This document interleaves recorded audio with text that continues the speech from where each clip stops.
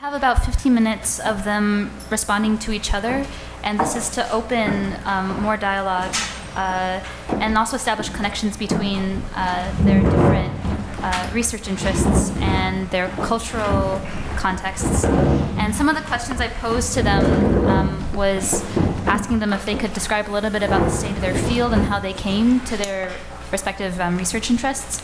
But I think I'll just let them. Do either of you want to respond first?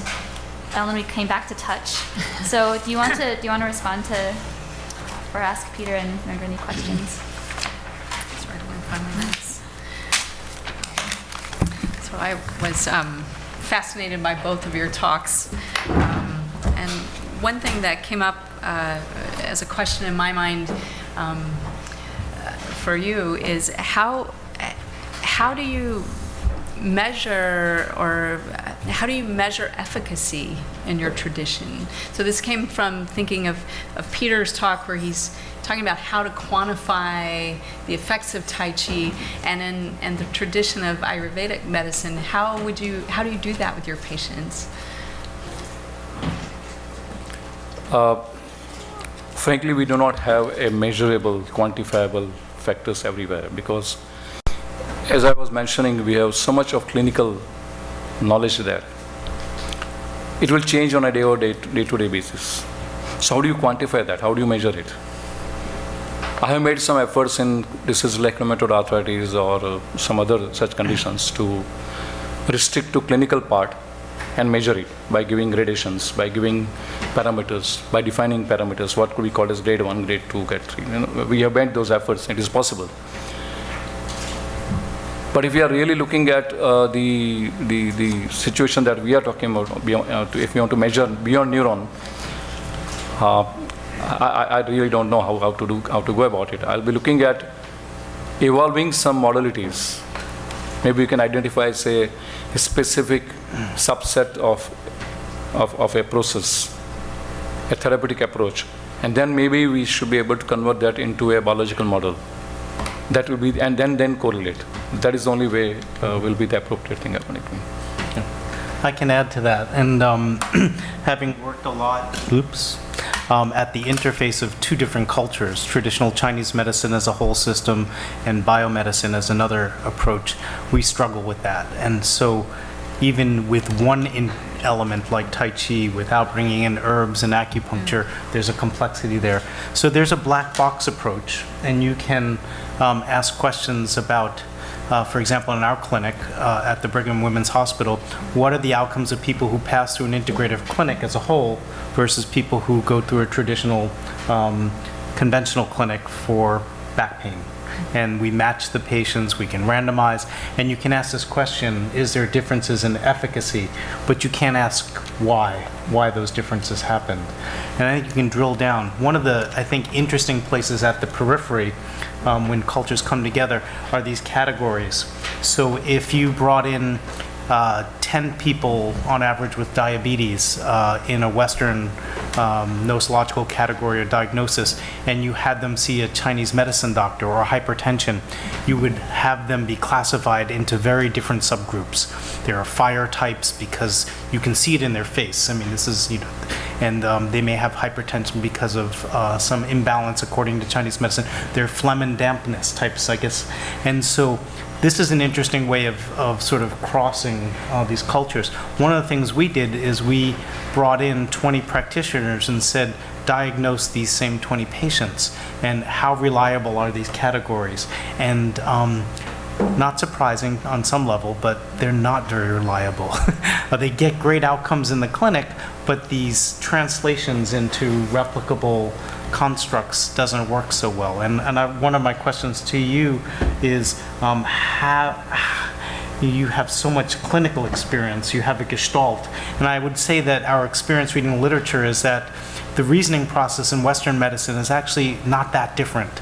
With complex diseases, you don't get a lot of reliability, and the logic that builds up to a diagnosis isn't always clear, but there's a gestalt, a gut feeling. And I'm curious, in your tradition, have there been attempts to put groups of people together and say, how reliable are these constructs? If we're going to study them,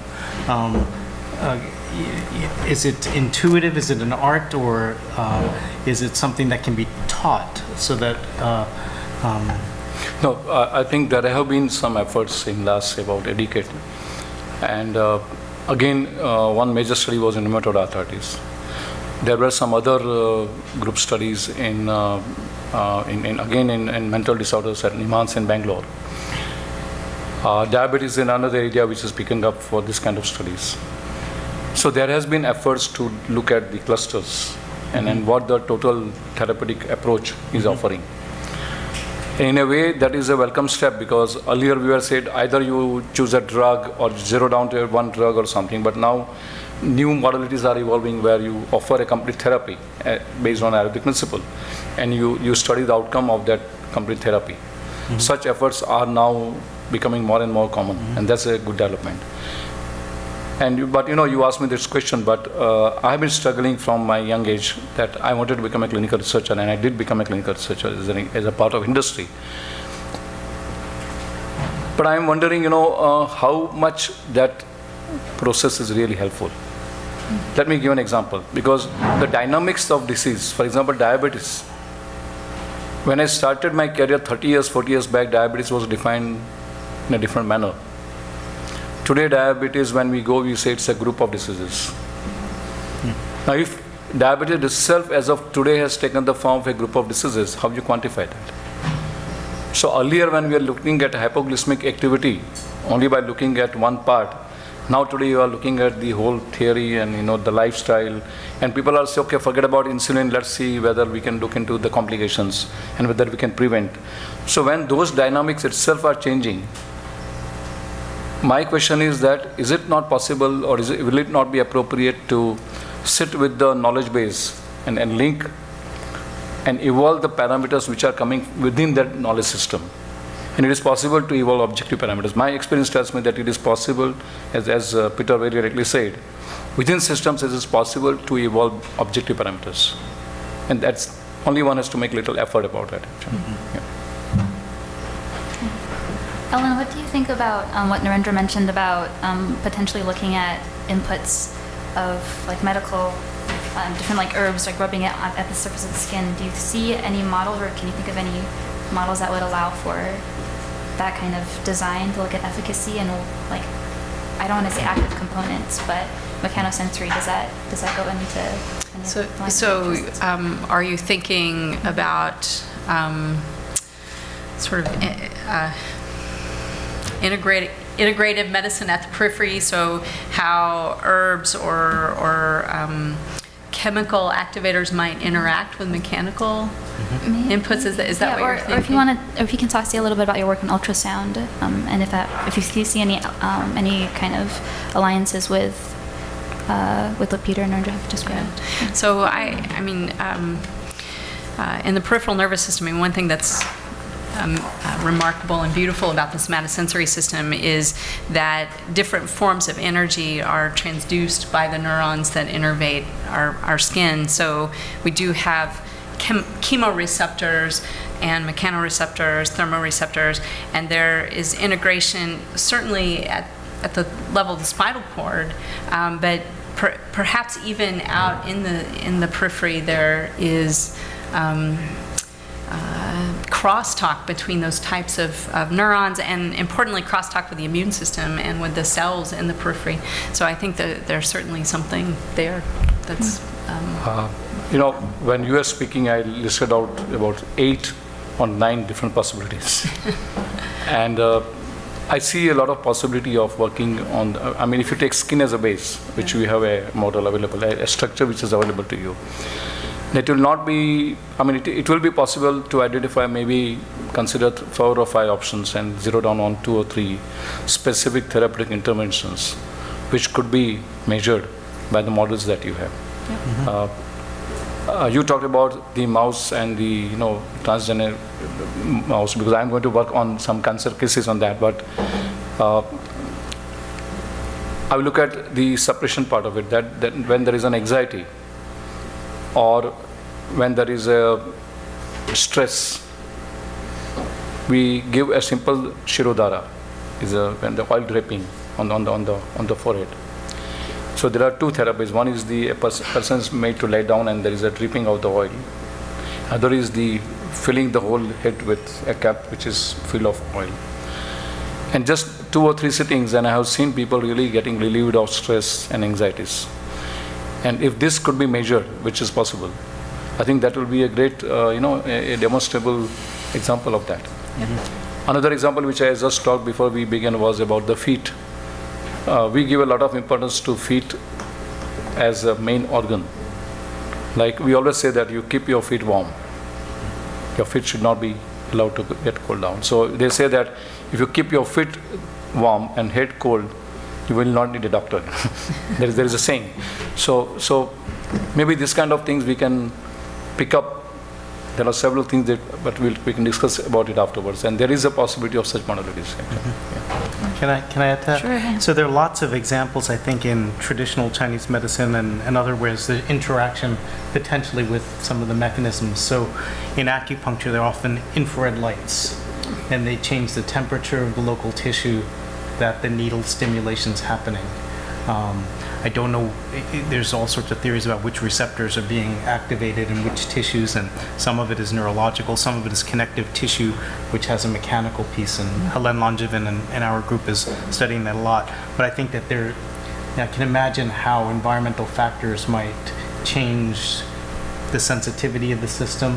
And coming from a mind-body perspective, I'm curious as to whether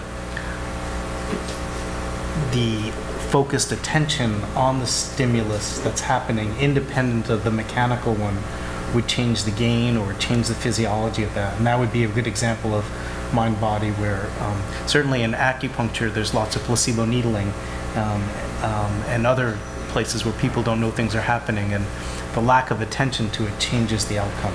And so I'm curious about that interaction. Absolutely. So we can also now open questions up to the audience. Andrew? Thanks very much. This is a really wonderful panel and really a great opportunity to see things from different cultural perspectives.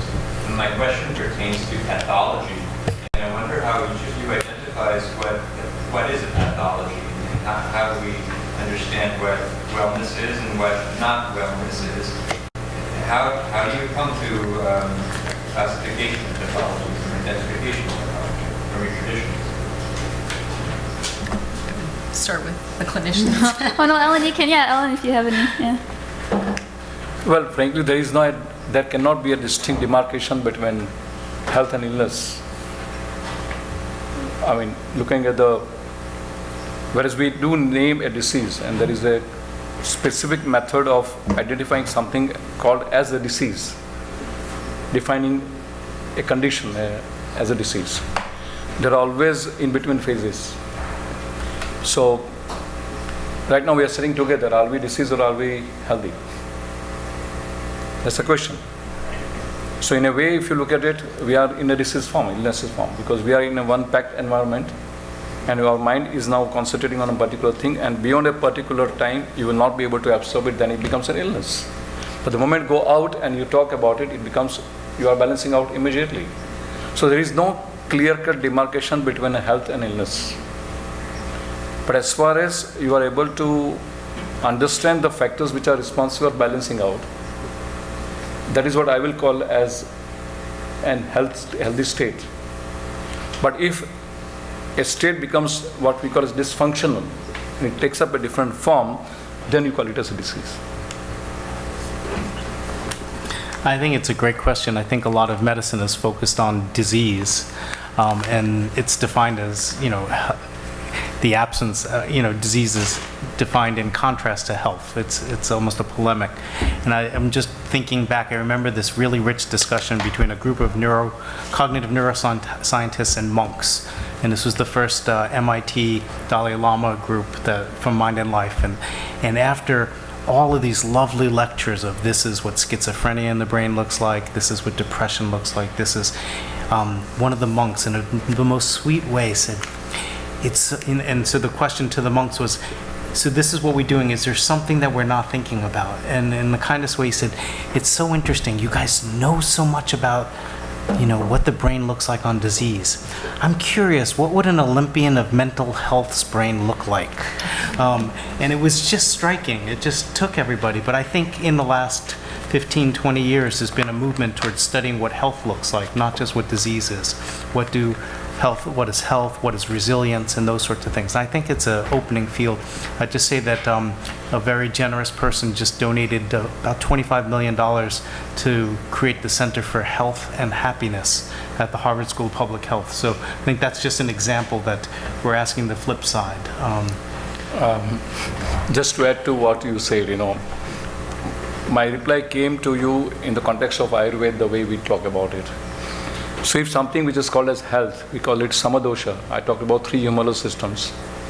Samadhatu, the 7 metabolites have to be normal.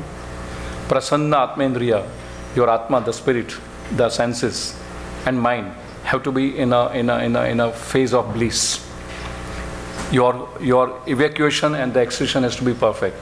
Now this is the state of health according to me, and that's why I say that I don't know whether we are in a healthy state or not. Because there's a very profound definition of what health means.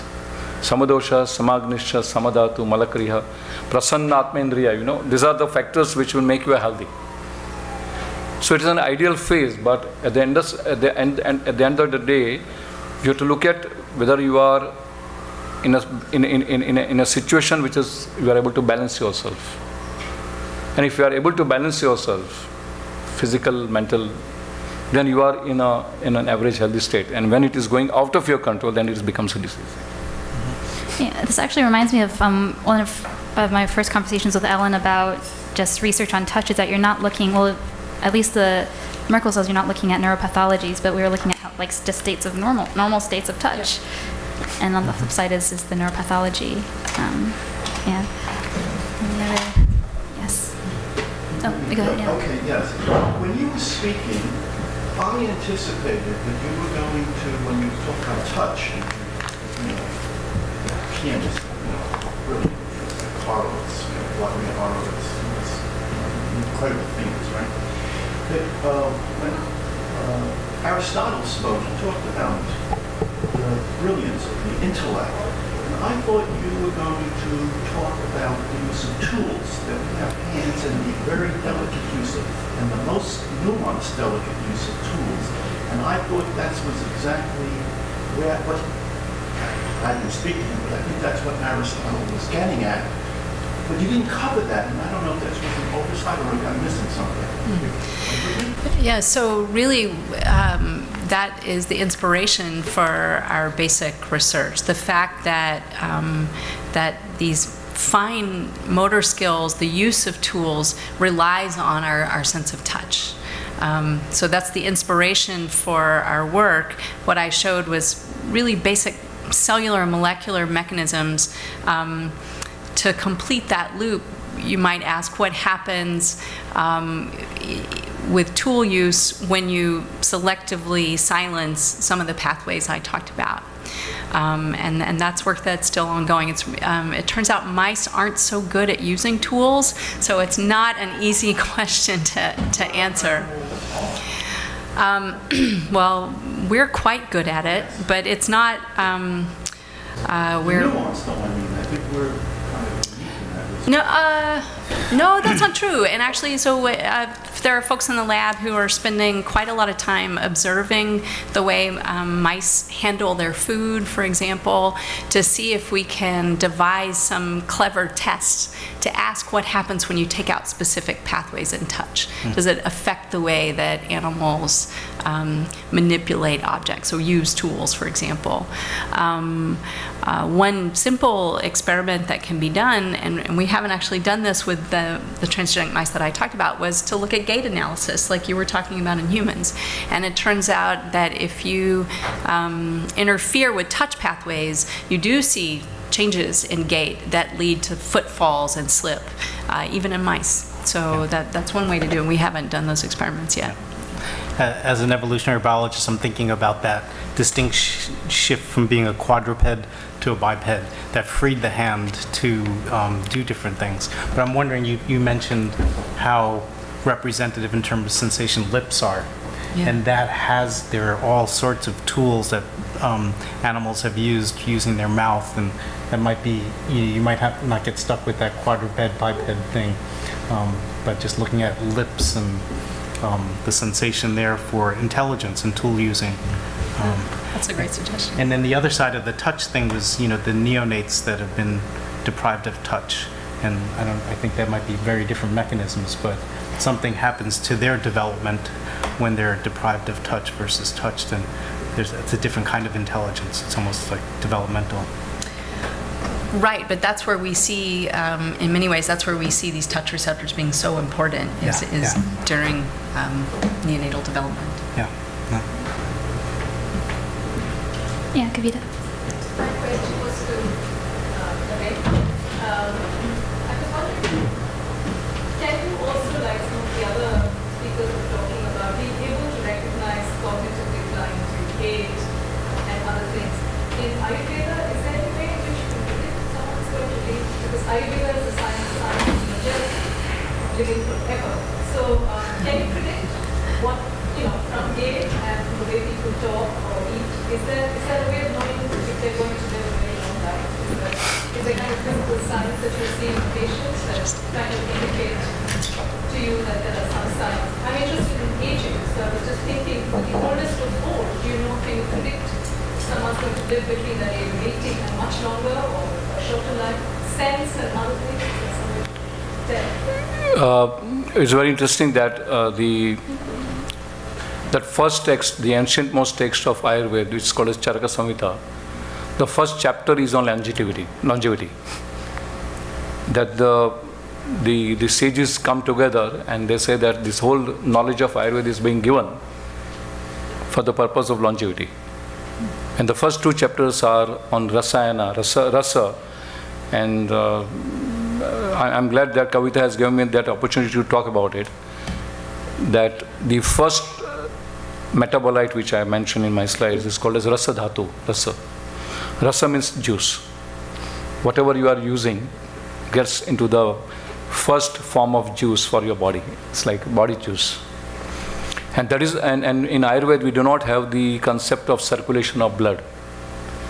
We say that the plasma is circulating and not the blood, and which is much more advanced technically. Because we believe that it's not blood circulation. We believe that the plasma, it is circulating. The rasa dhatu which is circulating in the body. And rasa dhatu is flowing all over the body. And when rasa dhatu diminishes, that is where the aging starts. So the word rasa ayana is to bring in more rasa into your body. And that is why there are specific prescriptions to bring in more of rasa dhatu, so that your aging could be arrested. The whole theory is of that. Coming to symptoms, yes, Ayurveda does talk about the kapha, pitta and vata. There are the three body stages. The first we call it formative, which is the kapha, the phlegmatic phase, the bile phase and the air phase. And in some cases the air phase, when it becomes earlier, when the aging starts earlier, there are very specific clinical manifestations, and that could be identified by clinical. A good clinician will be able to identify those kind of parameters. I will not dare to get into the prediction of actual life, but there are specific chapters where Arishta Lakshanas, there a prediction of a death within 3 years, 1 year, 6 months, clinical manifestations have been described. It's very difficult to master all these, but there are specific chapters which we call it Arishta Lakshanas, that which are the symptoms which might tell you that this patient's life is in danger. And that is predicted 3 years in advance. I'm purely talking clinical. I'm not about any other method of doing it. So it's a very elaborate science, and I think that is another area which I want to talk about. Plasma has been my area of interest, and I tell you why. Could you define plasma? Okay. It's not blood, but what Yeah, is plasma? we call it as a first. Okay, let me not use the word plasma, but it is plasmolytic in nature. The first form of when we take food, when we digest it, and the first body fluid that forms in our body as the result of the metabolism is called as rasa dhatu. And that ras, we believe that it is the one which is circulating in the body. Now that has got a significance from cancer point of view, from aging point of view, and for fetal nutrition, because in all these three they are important. Cancer cannot happen unless the rasa dhatu gets disturbed. Aging cannot start unless the rasa dhatu becomes diminished.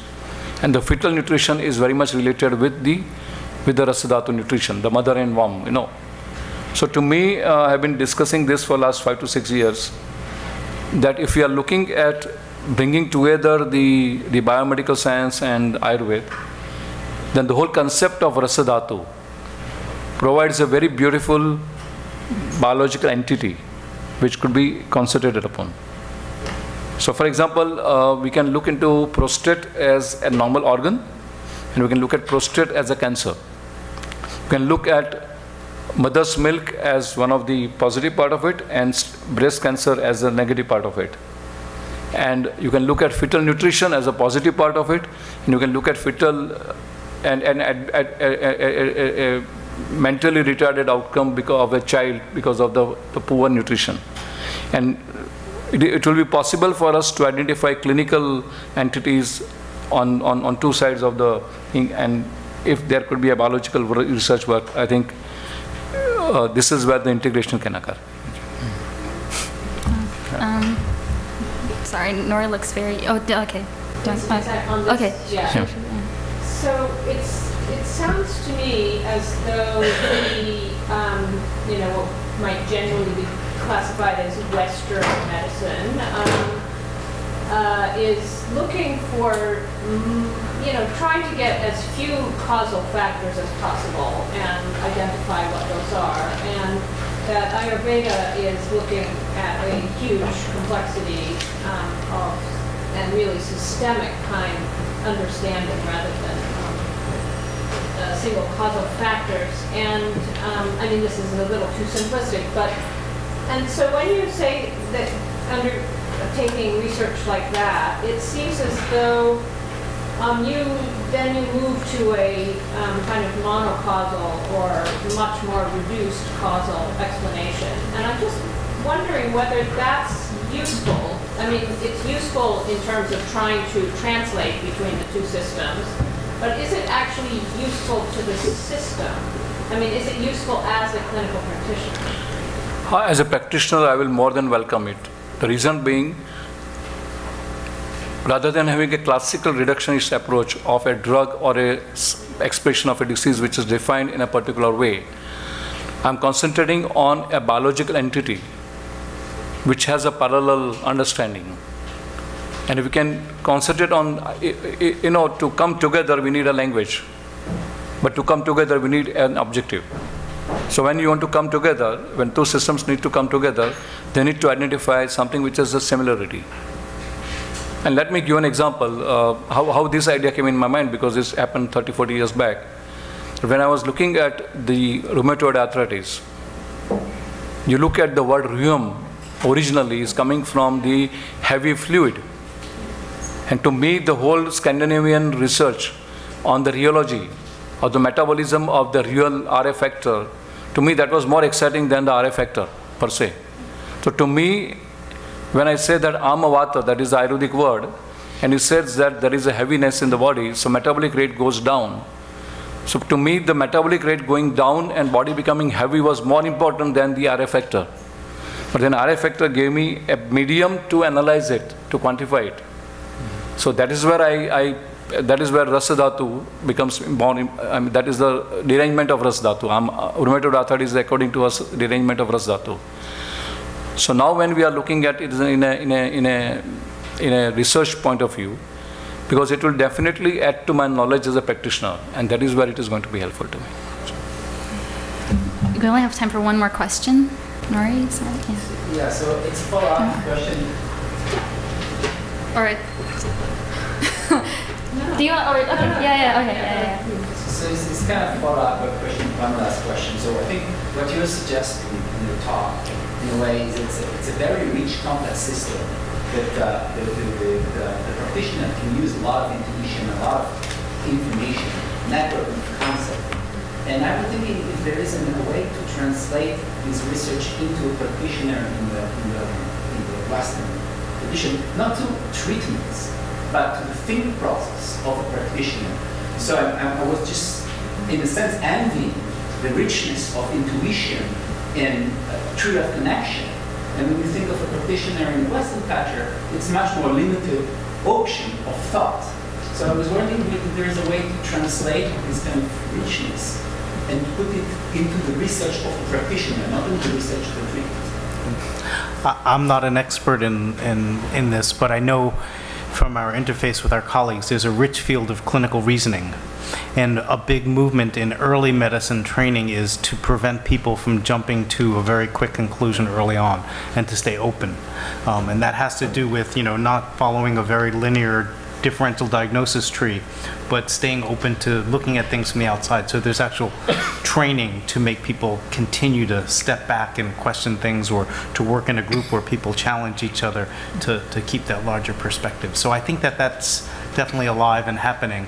But I think it happens, there are Chinese and Ayurvedic doctors probably that are very open-minded and are really good listeners, and others that kind of jump to a conclusion. Sometimes their intuition is spot on, sometimes it's probably not. But it's a really good point. Yeah, so I know we have one more question, but we're kind of out of time, and thank you so much. I think one of the things that's really coming out of, as a historian, when we talk about what is Chinese and what is Indian and what is Western, these are very problematic categories, but it's useful in terms of just talking about types, even though at the same time we're breaking down these different types. And for me, it seems to bring up this theme of a taxonomy of things. So taxonomy of sensory neurons, even sensory cells that aren't neurons, a taxonomy of forms of walking, taxonomy of signs and symptoms, taxonomy of 108 fevers.